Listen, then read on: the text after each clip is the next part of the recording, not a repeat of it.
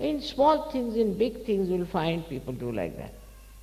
And some people who are very much developed in this kind of behavior can collect lots of people and do any amount of harm to others. I would get the picture of Hitler.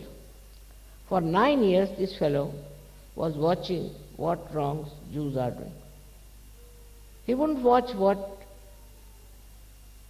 Germans are doing, what wrong they are doing to the society. And that time the society also was very bad because they were having all kinds of licentiousness. Now he was noting down, these Jews are like this, they do this, they take money, they lending money, all kinds of things he got into his head. As a result of that, he built up a reaction into him that we must somehow or other see that these people go away from Germany.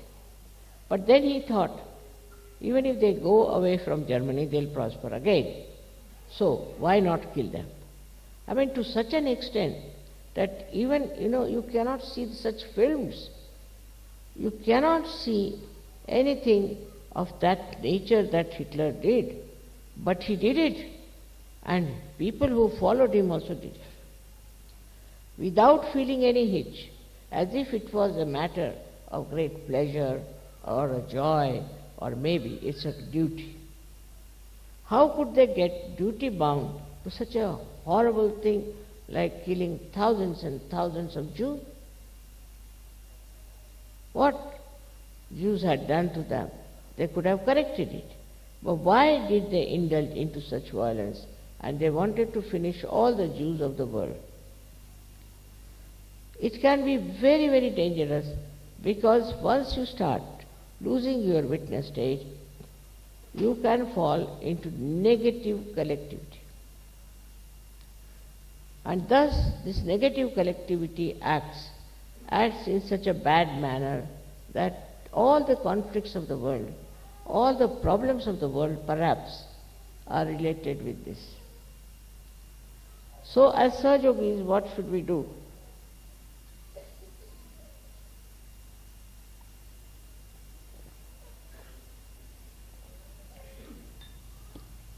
We should not react. We should not react. If you see something wrong, all right, you meditate on that. You meditate. If you find anything wrong happening, all right, meditate on that. If somebody is unkind to you, at that moment do not react. Afterwards, when that person is quietened, you tell him or tell her. Because at that time when he's so volatile or she's volatile, if you tell, nothing will happen. Gradually, I don't say always you can win over such people, but gradually you may be able to make them understand that it's wrong. It's wrong to do things which they have been doing. In a way, you see, the reaction to anything which is stupid also can be very self-destroying. Like some people have built-in reactions, like you have seen this Mr. Clinton behaving. I mean, you can't understand a man of his stature, of his level should have such reactions. But must be from his childhood, or I don't know how he built it up. Now he is in trouble. Very shameful. This also is, I think, perhaps comes from a very great indulgence into reactions. Why should you react? To a woman, I can't understand. Or to a man. And this is one of the biggest problems of today's culture, especially in all the developed countries. That all the time men are looking at women, women are looking at men. For what? Perhaps They look at women because they want to see how many women are looking at them. Or they look at men perhaps, maybe that how many men are looking at them. Why? Why is this happening? Because they have some inferiority complex in them, or that they want to attract the attention of everyone. I mean, horrible things are done these days to attract the attention of others, to get the sympathy of others. I mean, if you see the level of your awareness, where it goes, you'll be amazed. Like they say, one lady killed her 8 children just to get sympathy from others. Think of such horrible things people are doing. Now, if you want others to have reaction, you do this. That you want others to see you or to react to, I don't know, to give you importance, you can say. But what's the use of such an empty importance? But people are seeking. And is a very common disease of modern life. All the time, how you should look, how you should appear, how you should walk.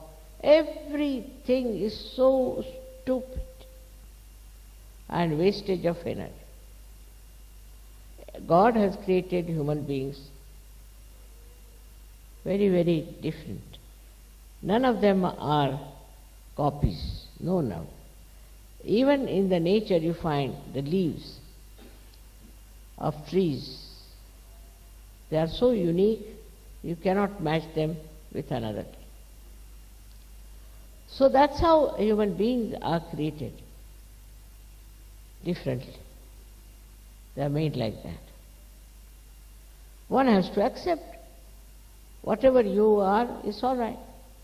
Why do you want to look like another person? This kind of reaction is extremely stupid, I think, that we are spoiling our energy and life for something absolutely worthless. Now you being Sajogis, your worth is great. You have come here to emancipate human beings from these silly ideas and foolish ways, the way people are behaving. I don't know whom to blame, but suddenly our attention has become very diversified. Our reactions have become very, very funny. One doesn't know why people react like that, and then why do we worry about what people react?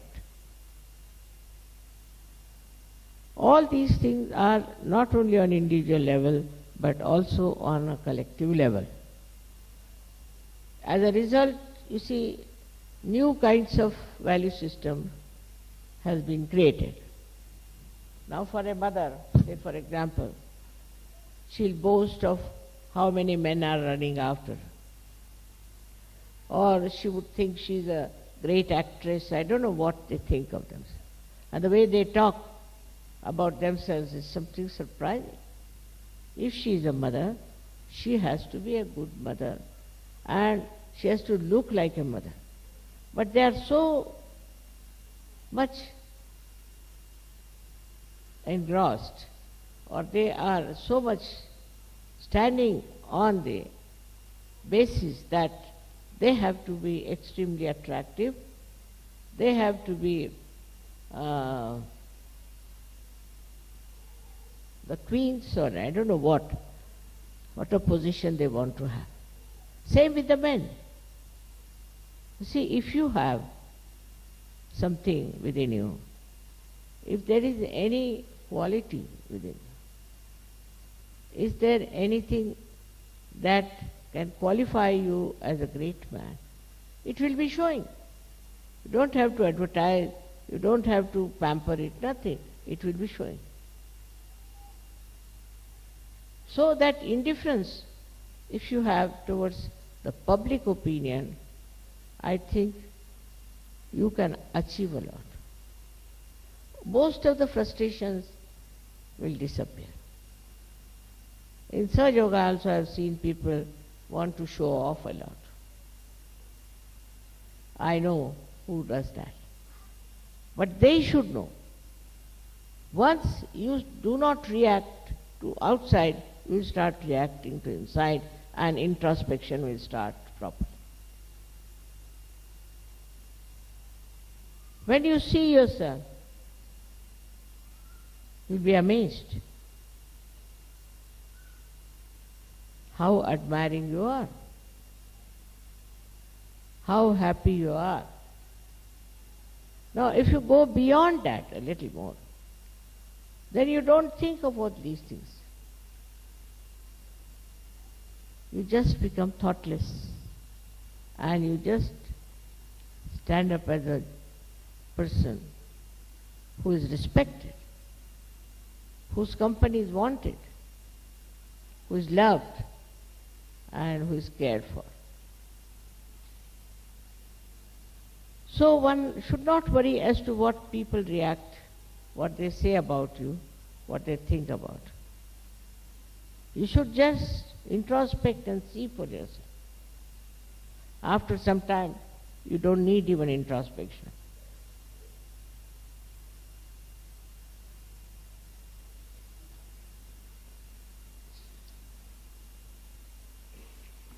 It is a kind of a state I am talking about, where Šrí Krišna told Arjuna that I will not fight. So in between me and the army, my army you have to select. So Kauravas said, no, we'll take our army. Your army. You give us your army, and we'll strengthen our army. But Arjuna said, I don't want army, I want you. You don't want to fight, it's all right. Because though he will be there in a witness state only, he won't be fighting, but his power will act. He doesn't have to fight. He doesn't have to do anything but his own power, which is outwardly is silent, but will act, and that is how we will win the war.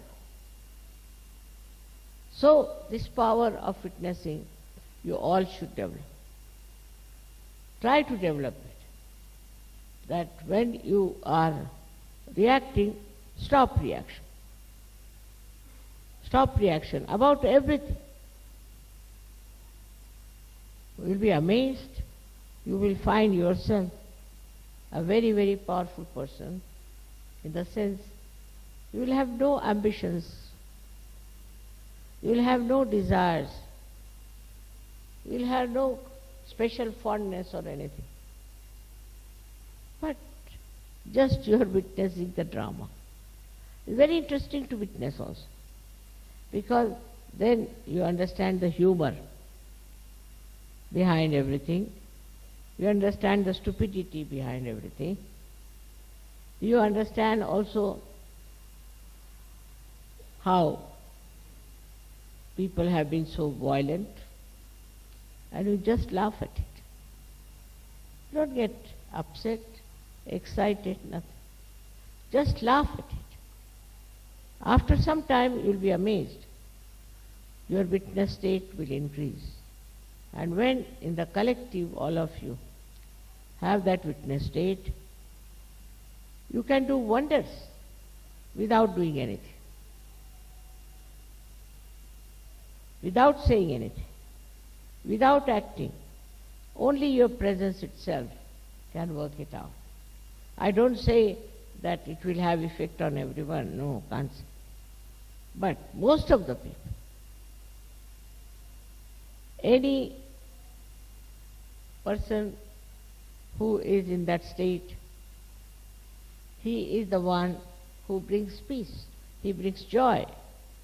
I'll tell you a story of a Sahaja who was going to another island He was living in an island for Sahaja Yoga work. And he found the whole sky was covered with very black clouds, thundering clouds. So he just looked at them like this. And he said, wait till I come back. I'm going to do mother's work. He went to another island. He did the program, everything happened. And when he came back, he wanted to sleep. And suddenly it started raining and thundering. Even the nature understands. Nature understands that you are in that great state of witness. But if you are very ambitious, even in Sahaja Yoga I have known people who are very ambitious. They want to become leaders, I don't know what else. Actually, it's all a myth. All mythical things they want to get to and worry their heads about mythical things. Once you learn how to witness, you will know the myth, you will know the absurdity, you will know the Maya. So to overcome the problems of personality, the best thing is to witness. Practice witnessing. Everything. Before talking, practice witnessing. Before giving any comments, just start witnessing. It's a very, very satisfying attitude. In Šrí Krišna's life, the greatest power he was a witnessing personality. Without doing anything, without taking a sword in his hands, without talking about fighting, he is the one who has helped Pandavas to win the war. Not only, but through his Gita, he has tried to tell us what we have to do to win the war over evil. Whole Gita is the witness state he is described about. If you read it, Gita now, from this angle, you will be amazed to find that everywhere he is like a witness, describing everything, whatever he sees. And he will tell you how this witness state has helped him to understand also human beings. He is a man who was, we should say, was not such a big businessman. Because first he told you that how to become Sthitaprajna. Sthitaprajna is the one who is in the witness state. If you see all these verses on Sthitaprajna, is nothing but a person who is in witness state, how he lives, how he is happy, how he looks at things. It's interesting, very interesting. First he describes that, not like a shopkeeper who will describe first the bad thing, but he starts with the best. Then he goes down to other things and tell you that whatever are the three aspects. The first he talks about karma, and many people get stuck at that point, that whatever karmas we are doing, we'll get the punyas out of it. But he is not. He didn't say that. If you know him, then you will know he never meant that. What he says, that whatever karmas you have to do, you can do it, but leave the results to the divine power. Results are from the divine power. Now maybe that some people think that they have got money because they have done good karmas and start doing all kinds of bad karmas with that money. He didn't say that. He said, leave the results to the divine power. Because divine power knows best what is for you. And so, if you think you have done something good, you have served somewhere to the poor, you have done something really good for the women or anything,